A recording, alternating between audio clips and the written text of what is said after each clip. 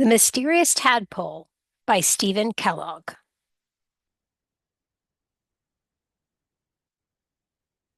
For Joseph. Uncle McAllister lived in Scotland. Every year he sent Louis a birthday gift for his nature collection. "This is the best one yet," cried Louis. The next day, he took his entire collection to school for show and tell. "Class, this is a tadpole," said Mrs. Shelbert. She asked Louis to bring it back often so they could all watch it become a frog. Louis named the tadpole Alphonse. Every day, Alphonse ate several cheeseburgers. Louis found that he was eager to learn. When Alphonse became too big for his jar, Louis moved him to the sink. After Alphonse outgrew the sink, Louis's parents agreed to let him use the bathtub. One day, Mrs. Shelbert decided that Alphonse was not turning into an ordinary frog.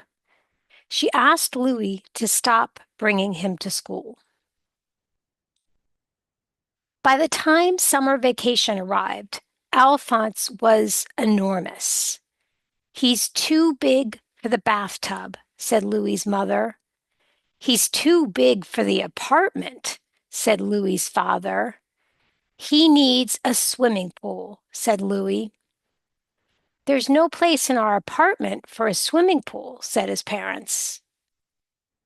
Louis suggested that they buy the parking lot next door to build a swimming pool. "It would cost more money than we have," said his parents. "Your tadpole will have to be donated to the zoo." The thought of Alphonse in a cage made Louis very sad. Then, in the middle of the night, Louis remembered that the junior high had a swimming pool that nobody used during the summer. Louis hid Alphonse under a rug and smuggled him into the school. After making sure that Alphonse felt at home, Louis went back to bed. Every morning, Louis spent several hours swimming with his friend. In the afternoon, he earned the money for Alphonse's cheeseburgers by delivering newspapers. Meanwhile, the training continued. Alphonse learned to retrieve things from the bottom of the pool. Summer vacation passed quickly. Louis worried that what would happen to Alphonse now that school had reopened. As soon as the first day ended, he ran to the junior high. The students were getting ready for after-school activities. Louis arrived just as the first swimming race began. Alphonse was delighted to see all the swimmers. "It's a submarine from another planet," bellowed the coach. "Call the police. Call the Navy." "No, it's a tadpole," cried Louis. "He's my pet." The coach was upset and confused. "You have until tomorrow," he cried, "to get that creature out of the pool." Louis didn't know what to do. On the way home, he met his friend, Miss Severs, the librarian, and he told her his problem. Miss Severs went back to the junior high school with Louis, but when she saw Alphonse, she was so shocked that she dropped her purse and the books she was carrying into the swimming pool. Alphonse retrieved them. Then Miss Severs telephoned Louis's Uncle McAllister in Scotland. He told her that he'd caught the little tadpole in Loch Ness, a large lake near his cottage.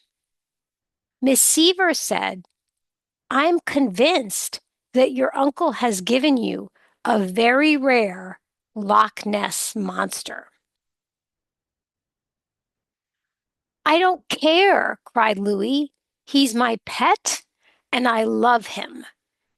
He begged Miss Severs to help him raise enough money to buy the parking lot near his apartment so he could build a swimming pool for Alphonse. Suddenly, Miss Severs had an idea. In 1639, there was a battle in our city's harbor, she said. A pirate treasure ship was sunk, and no one has ever been able to find it. But perhaps we can. The next morning, Miss Severs and Louis rented a boat. In the middle of the harbor, Louis showed Alphonse a picture of a treasure chest. Alphonse disappeared under the water. Louis and Miss Severs bought the parking lot. They hired some helpers. And when the pool was completed, all the children in the city were invited to swim. That night, Louis said, Alphonse, next week is my birthday, which means that we've been friends for almost a year. Far away in Scotland, Uncle McAllister was also thinking about the approaching birthday. While out hiking, he discovered an unusual stone in a clump of grass and sticks. A perfect gift for my nephew, he cried. I'll deliver it in person.